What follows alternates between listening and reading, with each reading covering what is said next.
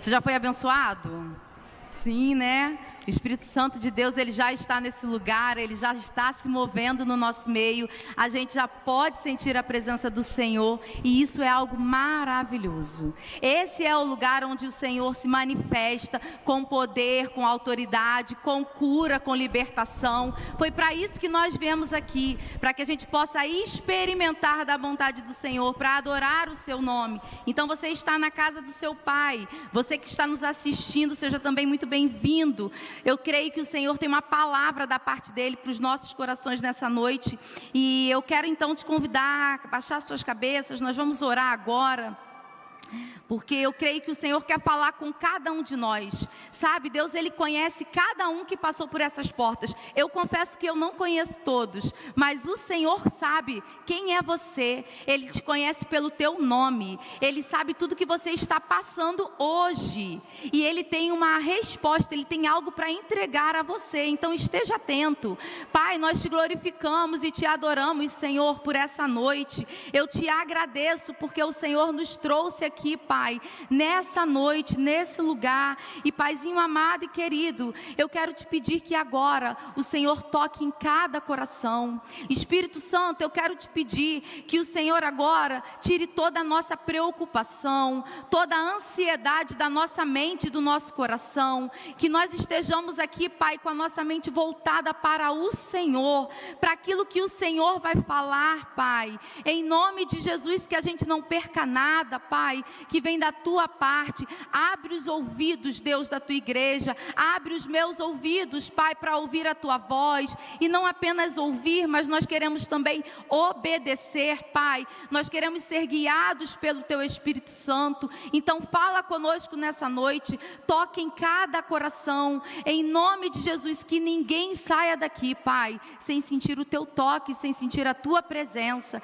É o que eu te oro e te agradeço em nome de Jesus, amém. Amém. Nessa noite a gente vai trabalhar, vai pensar, meditar no texto de 2 Crônicas, capítulo 32. E eu quero te convidar a abrir a tua Bíblia ou o seu telefone, 2 Crônicas, capítulo 32.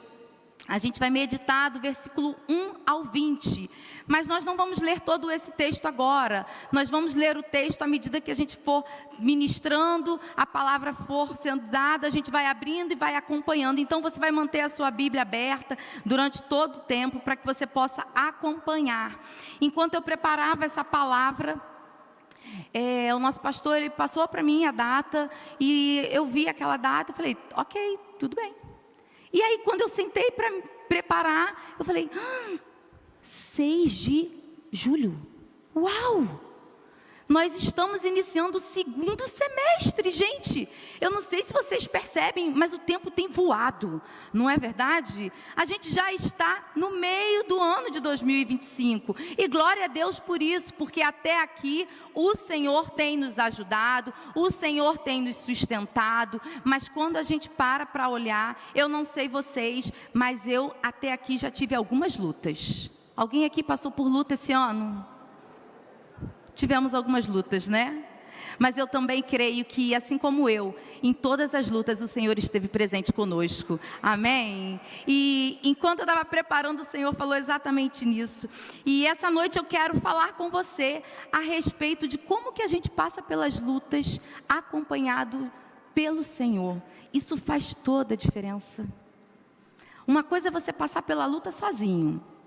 Outra coisa completamente diferente é você passar acompanhado pelo grande eu sou. Isso é algo totalmente diferente. E é isso que nós vamos ver nesse texto de 2 Crônicas, capítulo 32, do versículo 1 ao 20. E nessa noite eu quero compartilhar com vocês, então, algumas coisas que o Senhor ministrou ao meu coração nessa palavra, algumas chaves que o Senhor me deu, para que a gente, nesse momento, estamos ainda no meio do ano, mas que a gente sabe, quando nós paramos, dá aquela respirada, vamos recalcular, vamos ver o que deu certo, o que ainda não aconteceu, onde eu preciso me reposicionar de acordo com aquilo que Deus está trabalhando no meu coração. E vamos continuar, porque o Senhor, a gente ouviu nessa manhã que o Senhor é conosco e o nosso Deus é um Deus de movimento. Então nós vamos continuar avançando e nos movimentando com o Senhor. Então eu quero ler com você 2 Crônicas 32, vamos começar pelo versículo 1. O versículo 1 diz assim: depois de tudo o que Ezequias fez com tanta fidelidade, Senaqueribe, rei da Assíria, invadiu Judá e sitiou as cidades fortificadas para conquistá-las. Eu li esse texto e eu fiquei pensando, depois de tudo, nós vamos falar sobre um rei de Judá, chamado Ezequias. E o texto ele começa, depois de tudo isso, o rei da Assíria, ele invade Judá, ele sitia e ele quer invadir as cidades ali. E eu fiquei pensando, depois de tudo, o quê? O que aconteceu antes? Então eu voltei a alguns capítulos, eu fui lá no capítulo 32, 28, e eu comecei a ler, e eu quero compartilhar com você algumas coisas. Ezequias, ele era filho de Acás, e Acás, ele foi um rei de Judá também, mas ele foi um rei que fez tudo o que o nosso Deus reprovava. Ele levantou altares idólatras, ele seguiu os costumes de povos idólatras que o Senhor tinha tirado de perto de Israel. Uma coisa que eu vi é que ele levou coisas impuras para dentro do templo do Senhor. E algo também que ele fez, ele apagou as lâmpadas do templo. Isso está lá no texto.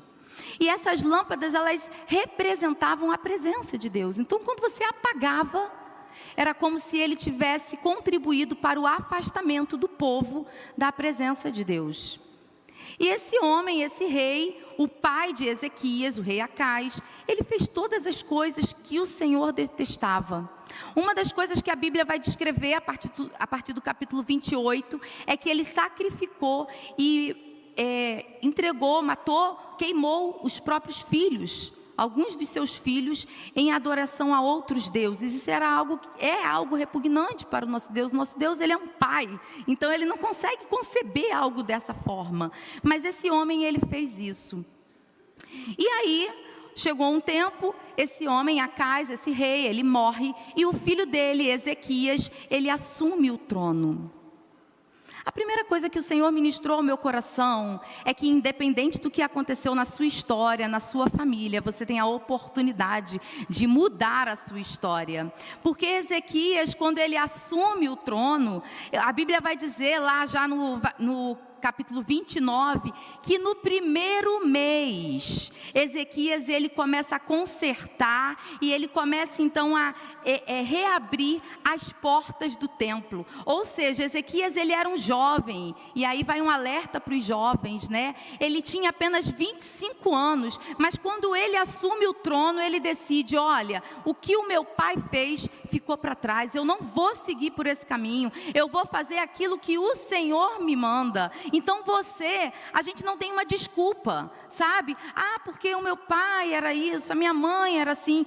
Hoje nós podemos decidir, a minha história até aqui, da minha família foi de uma forma, mas a partir de agora eu decido adorar o Senhor e mudar a minha vida com o Senhor.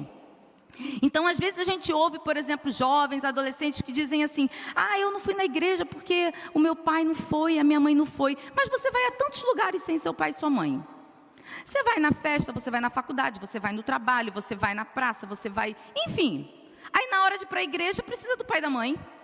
Aí vem com essa desculpa, não, porque meu pai e minha mãe não veio. Ué? A decisão é sua. Nosso pastor tem falado, cada um de nós vai dar conta de si. Então, se o seu pai, a sua mãe, eles não estão vindo, vamos orar por eles, mas você pega a tua Bíblia e vem para a igreja, vem para a casa do Senhor.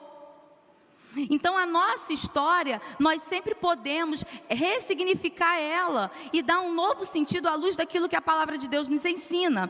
Então, Ezequias, ele faz isso. Ele começa no primeiro mês do reinado dele a mudar aquela história. Ele faz uma aliança com o Senhor. A Bíblia vai dizer que ele também restabelece o culto no templo do Senhor. Ezequias, ele celebra, ele convoca todo o povo e ele celebra a Páscoa, algo que já havia muito tempo que não se fazia. E a Bíblia vai dizer que houve então uma grande alegria em Jerusalém, porque tinha muito tempo que isso não acontecia. Você entende tudo que Ezequias fez? E talvez a gente hoje olhe e diga assim: nossa, eu também, desde janeiro, eu estou lendo a Bíblia, eu estou buscando ao Senhor, eu estou jejuando, eu fiz o voto, eu estou indo para a igreja, eu estou fazendo tudo certinho, igual Ezequias. Mas depois de tudo isso, o inimigo se levanta contra mim. E agora? O fato de nós servirmos ao Senhor e amarmos o Senhor e andarmos e buscarmos a presença do Senhor não nos isenta das batalhas e das lutas. Só que a diferença é que a gente passa por essas batalhas e lutas amparados com uma cobertura do Senhor sobre a nossa vida. A gente não passa sozinho. Na verdade, uma coisa que eu tenho aprendido, a gente lá em casa, eu e Celso, a gente sempre fala isso. Quando acontece assim aquela pancada, sabe? A gente fala, é porque a gente deve estar no caminho certo. A gente está no caminho certo, sabe? Porque tem umas coisas que acontecem que você fala, Jesus, o que é isso? É porque a gente está no caminho certo. Então o inimigo, ele fica furioso, mas tem que ser assim mesmo. Quando a gente levanta da cama de manhã, o diabo tem que olhar e falar assim, ai meu Deus, lá vem aquela mulher, lá vem aquele homem, eles vão começar a orar, e vão botar lá no grupo de oração que não sei quem está doente, e vai pedir por não sei quem que ficou internada, e aquele povo começa a orar, ô povo para me dar trabalho. E glória a Deus, é assim que tem que ser. Nós temos que ser aqueles que dão trabalho para o inferno, porque a gente ora, a gente se posiciona, a gente não para, mesmo chorando, mesmo cansado, a gente não para, a gente sabe o Deus a quem nós servimos. Então, Ezequias, depois de tudo isso, ele enfrenta essa luta. Esse rei Senaqueribe, ele monta ali um cerco contra Jerusalém, contra o reino de Judá. E Ezequias, então, ele vai tomar algumas medidas que eu quero compartilhar com você. Continuando no texto, vamos continuar com a Bíblia aberta, nós vamos ler agora o 2 e o 3. Ele vai dizer assim: quando Ezequias viu que Senaqueribe pretendia guerrear contra Jerusalém, consultou os seus oficiais e os comandantes do exército sobre a ideia de mandar fechar a passagem de águas das fontes do lado de fora da cidade, e eles concordaram. Querido, ande com pessoas de Deus. Ande com pessoas de Deus. Um grande erro que às vezes nós fazemos é nos isolar. Eu estou passando por uma luta tão grande, eu não tenho nem força para ir para a igreja, eu não vou para lugar nenhum, vou ficar em casa chorando sozinho, sabe? Nossa, é tudo que o inimigo quer, é pegar você sozinho, isolado. Ande com pessoas de Deus, ande com homens, com mulheres, que vão te dar uma palavra de ânimo quando você precisa, sabe? Ezequias, quando ele se vê naquele cerco, ele não se isola, ele não toma a decisão sozinho, ele simplesmente procura ali os seus comandantes, os oficiais, e eles começam a estabelecer as estratégias. Peraí, o que nós vamos fazer? A luta já está armada, a batalha já está diante de nós, e agora, o que a gente faz? Porque muitas vezes, quando nós estamos diante de um problema, a gente está no meio do furacão, a gente não consegue ver, sabe? Às vezes a saída está por ali, mas você está tão atordoado e você não consegue perceber. E às vezes aquele que está do lado de fora, ele chega com você, ele, peraí, mas e se você fosse, eu estou vendo uma brechinha, dá para você ir ali. E aquilo ali vai te trazendo, sabe, um refrigério. O Senhor usa a vida de pessoas para nos abençoar. Então não ande sozinho, ande com homens e com mulheres de Deus que vão poder nos ajudar nessa caminhada. Terceiro ponto, cuidado com as mentiras do inimigo. Cuidado com as mentiras do inimigo. Hoje de manhã nós fomos ministrados. O inimigo, ele é o pai da mentira. Ele sabe fazer isso muito bem. Mentira é com ele mesmo. E daí ele mente acerca de diversas coisas. Ele mente a respeito da nossa identidade, a gente ouviu isso pela manhã. Ele vai soprando várias mentiras sobre nós. Lá em João 8,44, diz assim: vocês, Jesus falando para um grupo de pessoas, vocês pertencem ao pai de vocês, o diabo, e querem realizar o desejo dele. Ele, o diabo, foi homicida desde o princípio e não se apegou à verdade, pois não há verdade nele. Quando mente, fala a sua própria língua, pois é mentiroso e pai da mentira. Quais são as mentiras que você tem ouvido, que o inimigo tem lançado sobre você e você tem permitido entrar no teu coração? Quais são as mentiras que você tem permitido paralisar você? Tem lançado medo sobre você? Não. Toda mentira de Satanás, ela está caída em nome de Jesus. Porque o Senhor, Ele tem a verdade, e a verdade, ela nos liberta. A palavra de Deus, ela vai dizer em João, que nós já estamos limpos pela palavra. Então leia a palavra, fomos ministrados hoje de manhã, consuma dessa palavra, medite nela dia e noite, porque ela vai nos libertar das mentiras do inimigo.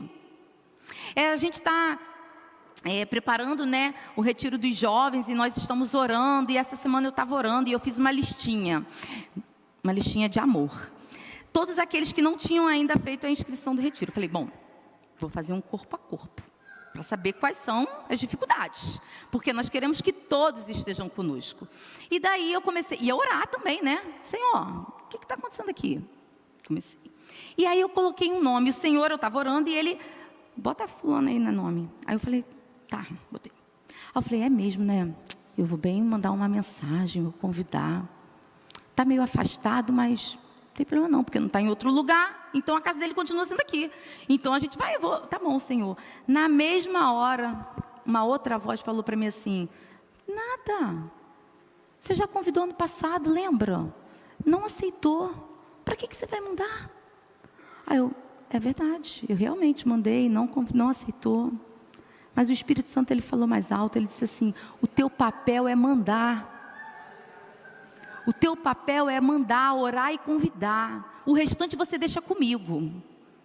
Sabe, pequenas mentiras, mas quando a gente cede, a gente vai deixando de abençoar pessoas, a gente vai deixando de ser usado. Então, não dê atenção às mentiras do inimigo. Aquilo que o Senhor tem falado ao teu ouvido, aquilo que é da parte de Deus para você, fique atento e não apenas ouça, obedeça. O resultado final não cabe a mim e a você, cabe ao Senhor. É Ele quem faz a obra, é Ele quem toca no coração, sabe? É Ele que vai quebrantar, é Ele que vai completar. Não cabe a mim, nós não temos esse poder, mas eu posso mandar uma mensagem, eu posso sim convidar alguém, eu posso orar por uma pessoa. Isso cabe a mim e a você. Então, não dê ouvidos às mentiras do inimigo. O inimigo, ele só tem poder sobre nós quando nós acreditamos nas mentiras dele. Se nós rejeitarmos todas as mentiras do inimigo, ele não pode nada contra nós.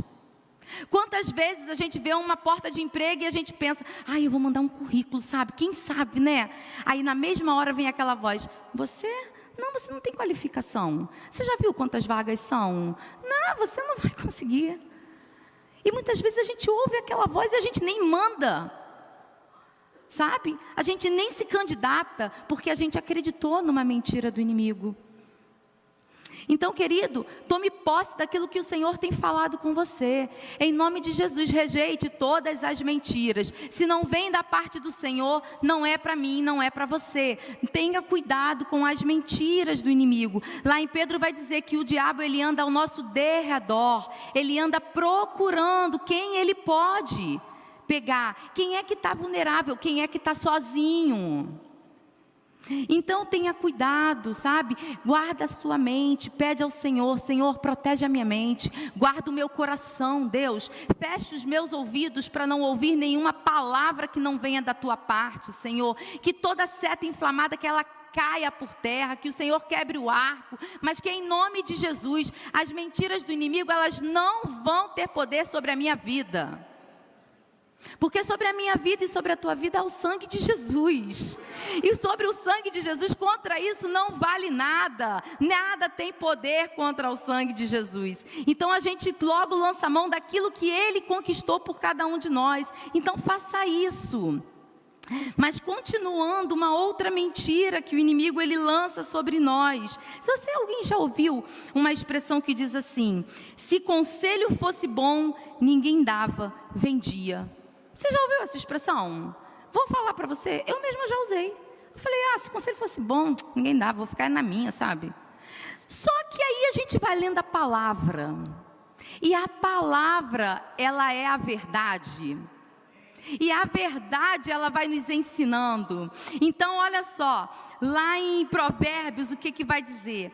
Os planos fracassam por falta de conselho, mas são bem-sucedidos quando há muitos conselheiros. Dar resposta apropriada é motivo de alegria. E como é bom um conselho na hora certa. Olha o que a palavra falou. A palavra, ela confrontou a mentira do inimigo. O problema não é o conselho, o problema é com quem você se aconselha.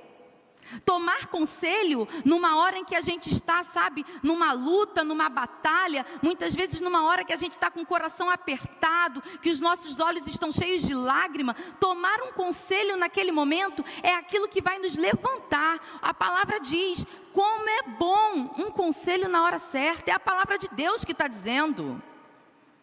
Mas o problema é com quem eu e você estamos tomando conselho.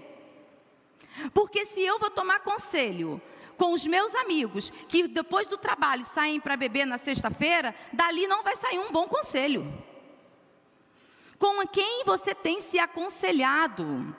Se você vai se sentar na roda dos escarnecedores, você não vai tirar um bom conselho daquele lugar.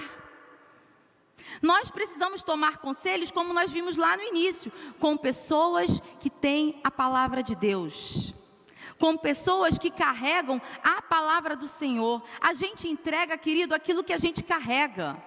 Então, simplesmente, se você conhece alguém que carrega a palavra de Deus, você olha para a vida daquela pessoa, ela está buscando, ela está em contato com o Senhor, você vê o Senhor na vida dela, é com ela que você pode colar. É com ela que você pode abrir o teu coração. Porque daquela boca vai sair uma palavra de edificação.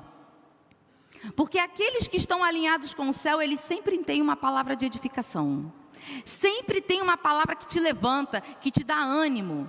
Então, Ezequias, ele entende isso e ele vai se aconselhar. Em seguida, olha o que ele vai fazer em 32:5, capítulo 32, versículo 5. Depois que ele conversa com os oficiais, depois que ele toma os conselhos, lá no versículo 5 vai dizer: depois, com grande empenho, reparou todos os trechos quebrados do muro e construiu torres sobre ele. Construiu outro muro do lado de fora do primeiro e reforçou o Milo da cidade de Davi. E mandou fazer também muitas lanças e muitos escudos. Depois que ele se aconselha, Ezequias então ele começa a estabelecer as estratégias. Diante da luta que você está passando hoje, que eu não conheço, mas você sabe, quais são as estratégias que você estabeleceu?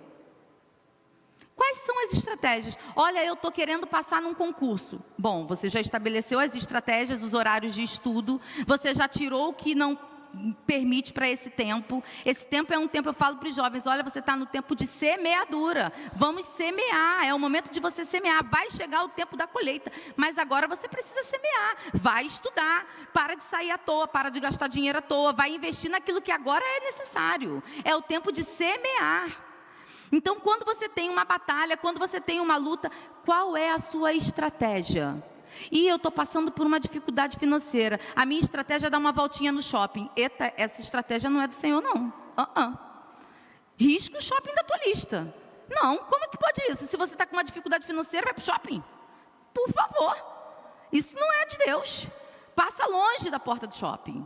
né? Deixa o cartão em casa. Deixa o cartão em casa, gente. Quando eu não posso, eu deixo ele, escondo. Eu mesmo escondo de mim. Ai, graças a Deus, esqueci onde eu botei. Tá bom, tá esquecido. Não tem problema. Não estou podendo agora, então para que eu vou ficar andando com ele na rua?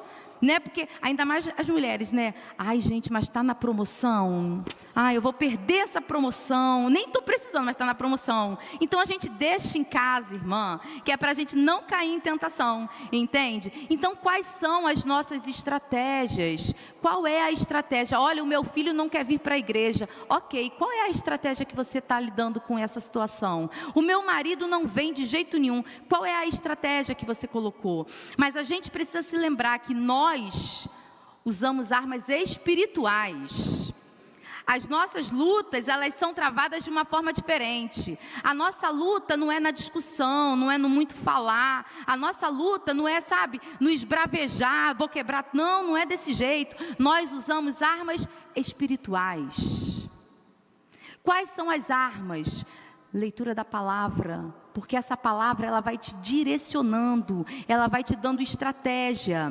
Oração, quanto tempo de oração você está levando com o Senhor? Quanto tempo? Ah, eu estou numa estratégia, eu estou orando 5 minutos por dia, só? Essa sua estratégia está muito rasa. Você vai chegar aonde com essa estratégia? 5 minutos? Você gasta quanto tempo no celular? Quanto tempo você, quando você para com a sua amiga, com seu amigo, você só conversa 5 minutos? Não, né? Então como é que com o Senhor você quer dar apenas 5 minutos? Quais são as nossas estratégias? Leitura da palavra, oração, jejum, votos. Estabeleça as suas estratégias, marque posição, fica firme, mantenha a sua posição. Você não sai do campo de batalha, mesmo que pareça que você está sendo derrotado, você não está. Isso é uma mentira do inimigo, porque o Senhor está com você, Ele está lutando com você, e então permaneça firme. Você lembra quando Deus ele dá a estratégia para Josué derrubar os muros de Jericó? Uma estratégia. Josué, você vai dar 7 voltas. E em silêncio, hein, Josué? Meu Deus, já pensou? Em silêncio ainda por cima? 7 não era nem nada, mas em silêncio. Vamos lá, Senhor. Estratégia. Obedeça as estratégias que o Senhor está te dando.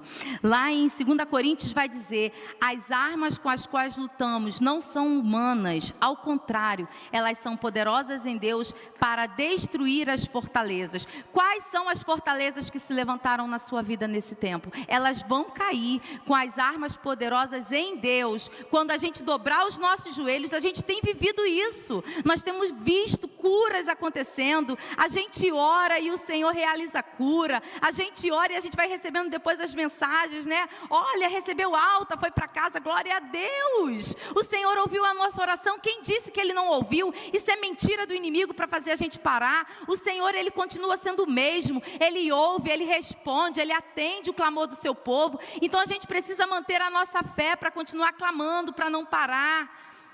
Ezequias, ele então, depois de tudo isso, estabeleceu as estratégias dele, e ele agora vai então animar o povo. Vamos ler o versículo 7 e 8.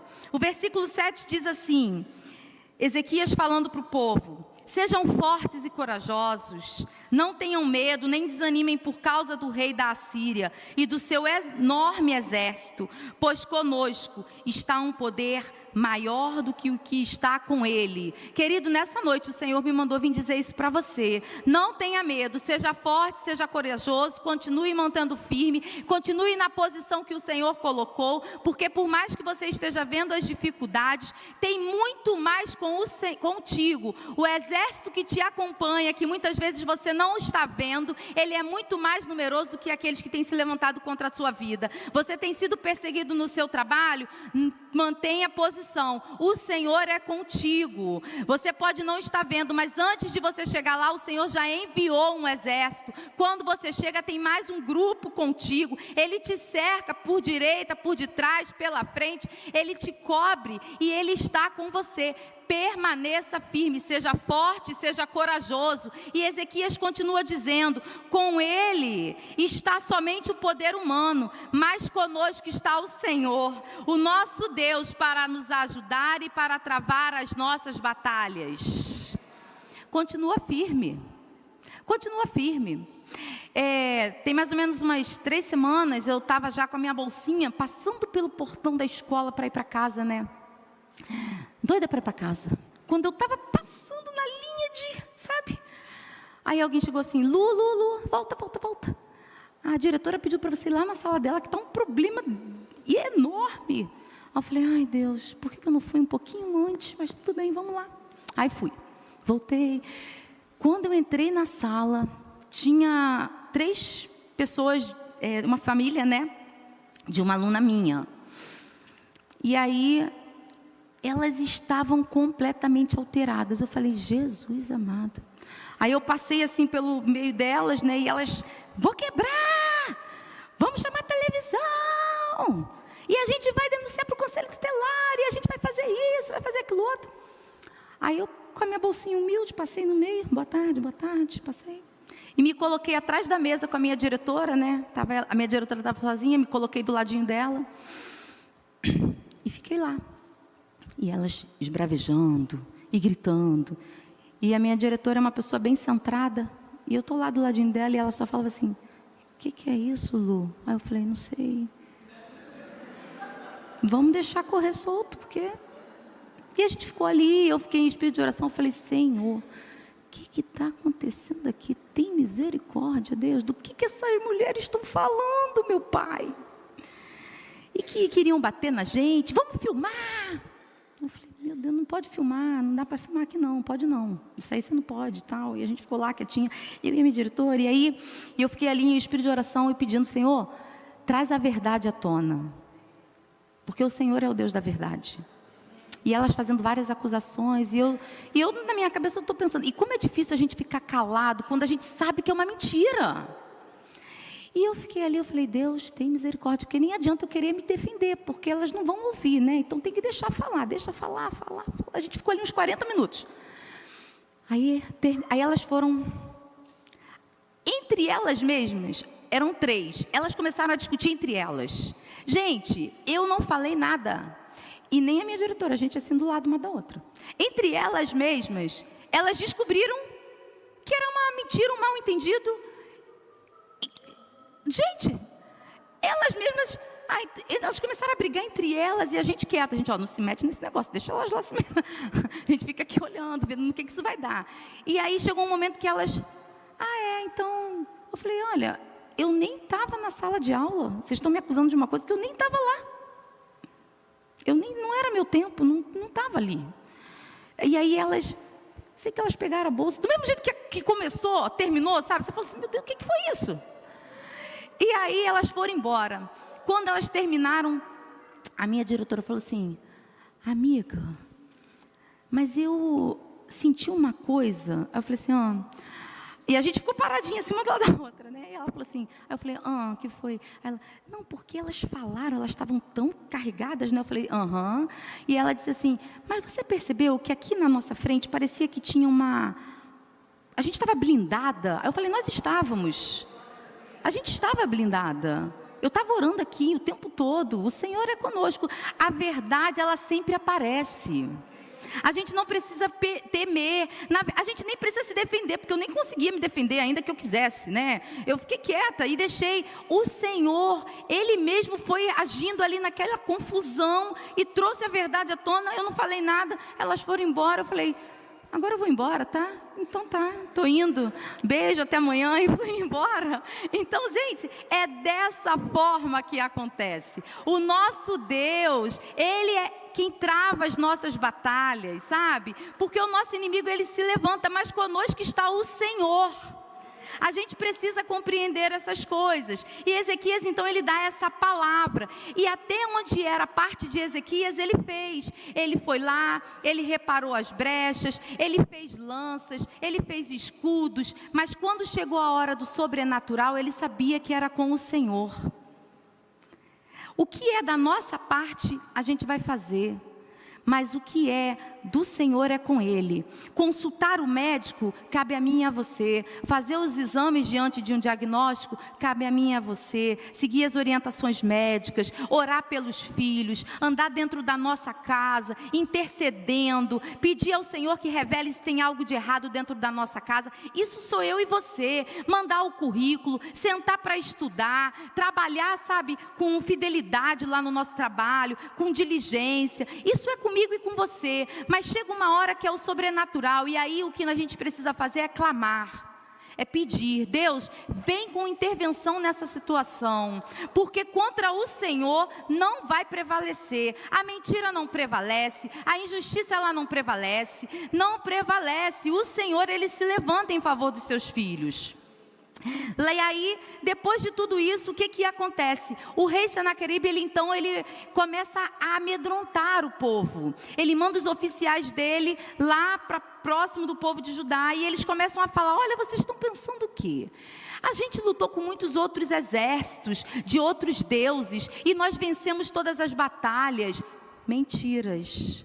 Lembra das mentiras? Lembra? Olha, a gente venceu. E vocês acham que agora vocês vão acreditar na palavra de Ezequias? Você acha que tem algum Deus que pode livrar vocês das nossas mãos? Não tem. E daí, lá no versículo 32:16, capítulo 32:16, vai dizer assim: os oficiais de Senaqueribe desafiaram ainda mais Deus, o Senhor, e seu servo Ezequias. Querido, você representa o céu. Hoje de manhã nós ouvimos que nós somos príncipes e princesas do Senhor. Quando o inimigo ele se levanta contra a minha vida e contra a tua vida, na verdade ele quer atingir a Deus. Só que ele sabe que ele não adianta entrar direto com o Senhor, porque ele não é páreo para Deus. Então o que ele pensa? Bom, não adianta eu ir contra Deus, porque eu estou aqui, não tem como, entende? E eu já estou derrotado. Então eu vou fazer o seguinte: eu vou pegar quem? Eu vou pegar a menina dos olhos de Deus. Eu vou pegar o tesouro pessoal dele. Eu vou pegar a noiva. E é aí que ele se levanta contra a minha vida e contra a tua vida. Porque na verdade ele quer atingir o Senhor, né? Nosso Deus é pai. Quem é pai aqui sabe. Mexe com o filho. Nossa. A gente fica doente. Tá tudo bem, não tá? A gente vai no médico, a gente depois do médico já sai. Se for mulher, os homens nem tanto, né? Mas as mulheres, as mães, não é assim que a gente faz? A gente vai no médico, aí a gente sai do médico, já passa na farmácia, compra o remédio, chega em casa, já está medicado. Quando o marido chega de noite, a gente já está melhor. Não é assim? O homem nem tanto, ele vai no médico, aí pede para a gente ir com ele, compra o remédio, a gente dá o remédio, aí eles vão levantando devagarzinho, mas levanta também, ok. A gente se levanta. Agora, e quando é com o filho? Ao filho aperta o coração. O filho, a filha, a gente fica mais, poxa Deus. E aí, é por isso que o inimigo ele mexe conosco, porque nós somos filhos. Só que o nosso pai, ele se levanta em nosso favor. Ele olha e pensa assim: não. Com a minha filha você não vai mexer não. Você pode até mexer, mas você vai ser envergonhado. Você vai cair. Isso que está acontecendo na minha vida e na tua vida é para glorificar o nome do Senhor. É para que o nome dele seja exaltado. É só para isso. É para nos treinar. É para nos afiar. É para isso. Então, se você está passando por luta, saiba que você representa o céu. Lá em 1 Pedro vai dizer: vocês, porém, são geração eleita. Você é sacerdócio real, é nação santa, é povo exclusivo de Deus, para anunciar as grandezas daquele que os chamou, das trevas para a sua maravilhosa luz. Esse sou eu e você. É por isso que o inimigo ele se levanta, porque aonde a gente coloca os nossos pés, a gente anuncia as grandezas do Deus a quem nós servimos. Nós fomos chamados para isso, mas sempre vale a pena a gente pensar: o que é que eu e você temos anunciado? O texto vai dizer que nós somos povo exclusivo para anunciar as grandezas daquele que os chamou das trevas para a sua maravilhosa luz. O que é que nós temos anunciado diante de uma luta? Ainda assim a gente precisa engrandecer o nome do Senhor. A gente precisa reconhecer, porque se a gente parar, a gente vai ver que até na luta a gente vê a bondade de Deus na nossa vida. Na semana que a gente teve a vigília dos jovens, né, era a vigília da juventude, adolescente, e a gente estava em jejum, a gente estava em oração, e aí a gente na quinta-feira, era aniversário inclusive da igreja do Dendê, e eu tinha me programado com o Celso, falei, Celso, eu vou e você vai, e a gente se encontra lá, porque quinta é um dia bem complicado pra gente, e aí tá bom.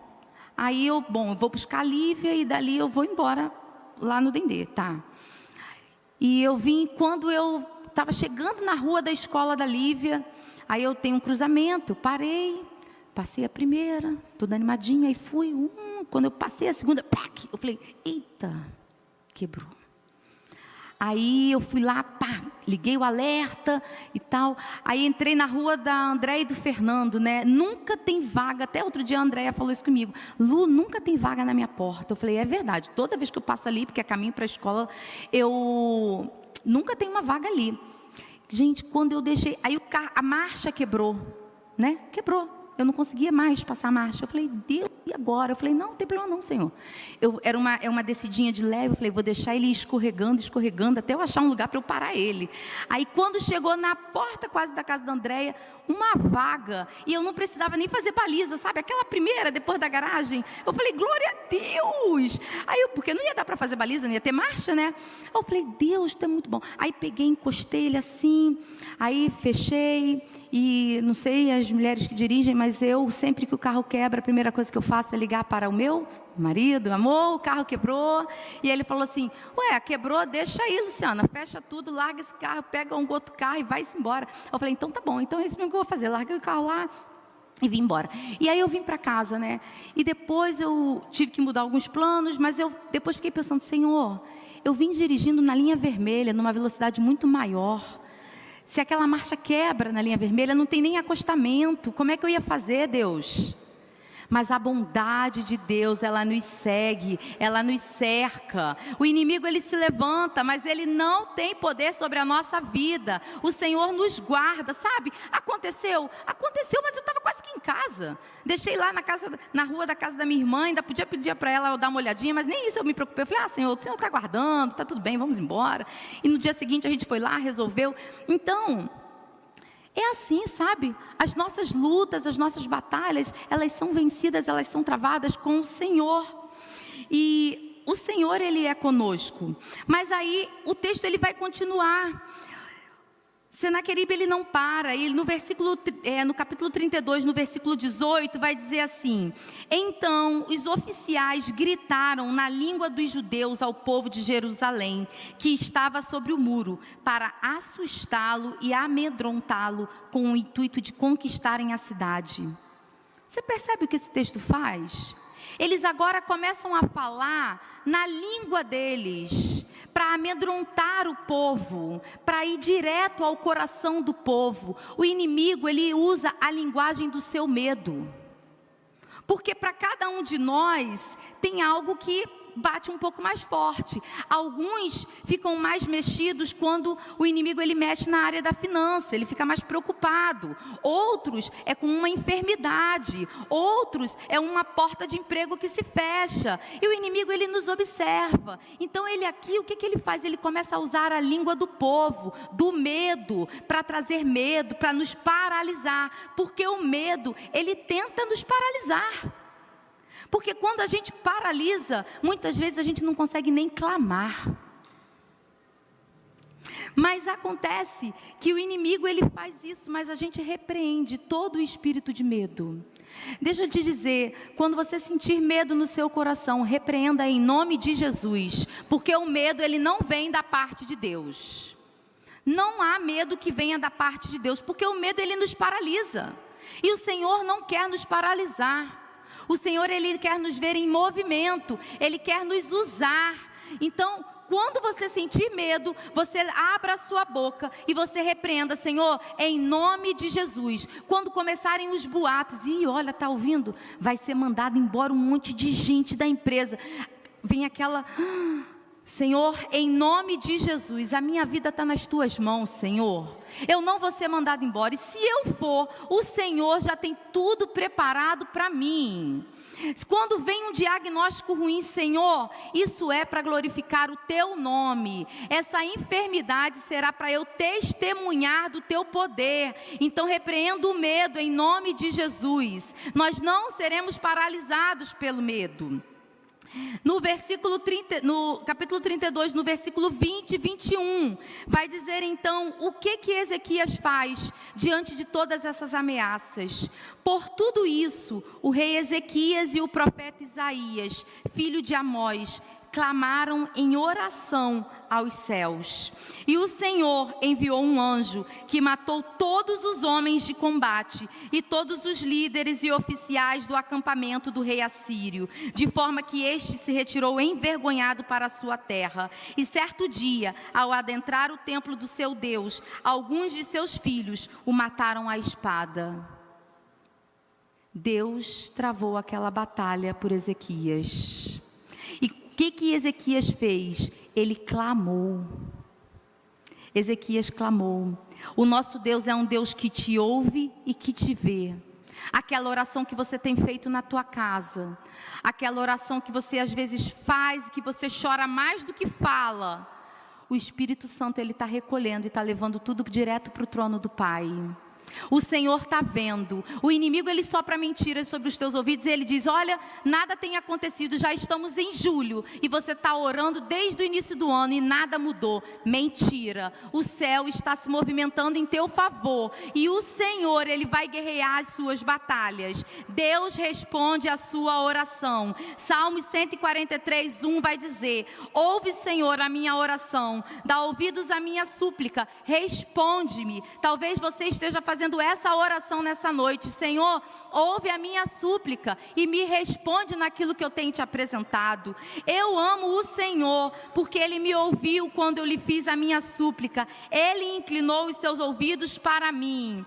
João vai dizer, em 1 João, essa é a confiança que temos ao nos aproximarmos de Deus. Se pedirmos alguma coisa de acordo com a sua vontade, Ele nos ouvirá. E se sabemos que Ele nos ouve em tudo o que pedimos, sabemos que temos o que dele pedimos. O nosso Deus é um Deus que ouve a nossa oração. Então não pare de clamar, continue clamando ao nosso Deus. E Mateus ainda vai dizer: peçam e será dado, busquem e encontrarão, batam e a porta será aberta, pois todo o que pede, recebe, o que busca, encontra, e aquele que bate, a porta será aberta. E para a gente terminar, clama a mim, e o Senhor está dizendo para você: eu te responderei e eu direi a você coisas grandiosas e insondáveis que você não conhece. Qual é a luta que você tem travado até aqui? Nessa noite o Senhor manda te dizer: clame, continua clamando, não desista e não pare, porque o Senhor vai revelar a você coisas que você nem ousou sonhar, porque você achou que não era digno daquilo, mas o teu Pai está dizendo: olha, pode clamar, porque eu vou surpreender você. Mantenha a posição e clame, porque na batalha você não está sozinho. Nas nossas lutas o Senhor vai conosco, e diante da tua luta, clame ao Deus do sobrenatural. Eu quero te pedir que você se levante agora, fique de pé. Quero chamar o ministério de louvor, porque nós vamos clamar ao Senhor.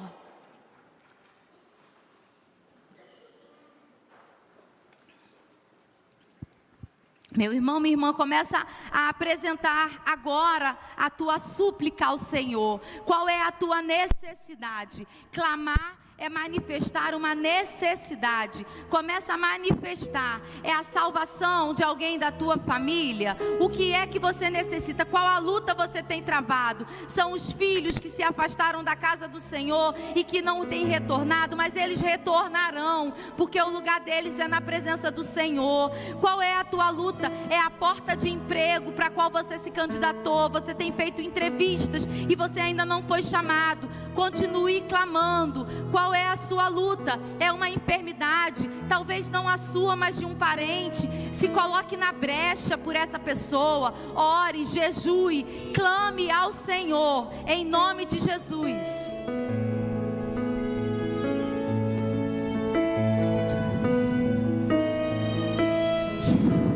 Quero declarar teu nome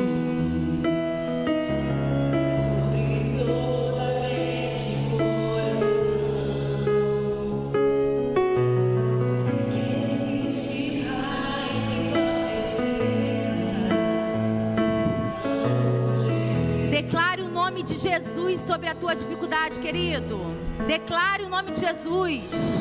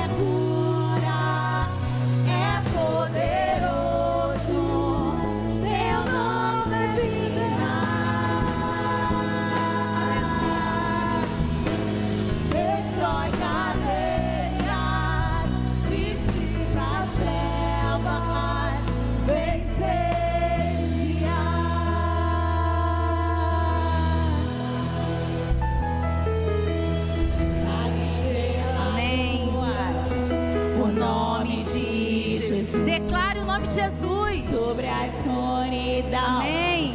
Aleluia. Aleluia. Sobre tua família, clama o santo nome Jesus.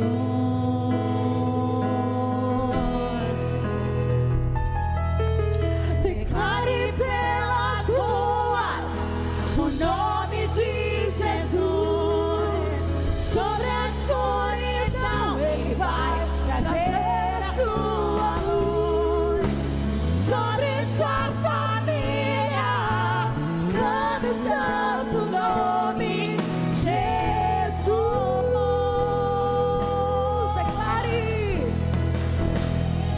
Declare pelas ruas o nome de Jesus. Sobre a escuridão ele vai trazer a sua luz. Sobre sua família, clame o santo nome Jesus.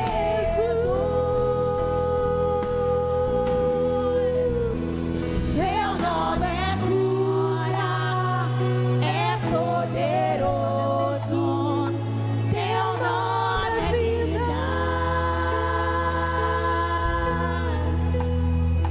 Destrói cadeias, dissipa as trevas, vem incendiar. Amém. Nós vamos orar e nós vamos continuar declarando o nome de Jesus. Há lutas, querido, que são visíveis, Mas há lutas também que são lutas internas, que se passam dentro de nós, no nosso coração. Mas sobre toda luta, o nome de Jesus, ele é poderoso para destruir e desfazer todas as fortalezas do inimigo, amém? E eu quero nessa noite, antes da gente orar, eu quero saber se você entrou aqui nessa noite, mas você não conhece ainda Jesus, e você ouviu falar daquilo que ele faz, desse Deus que é poderoso, que luta com você. Não vou te chamar aqui na frente, mas eu quero te pedir que você levante uma das suas mãos, se você quer aceitar Jesus nessa noite, se você quer sair daqui desse lugar com esse Deus, com Jesus lutando com você, guerreando contigo. Há alguém nessa noite? Amém.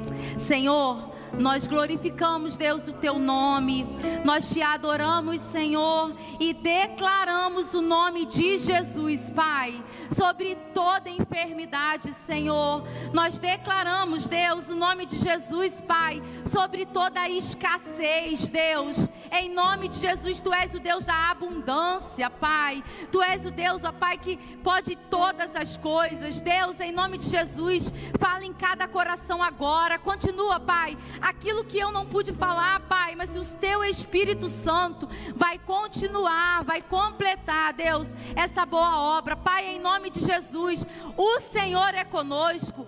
O exército inimigo, ele pode ser grande, mas muito mais numerosos são aqueles que estão conosco, são os exércitos celestiais.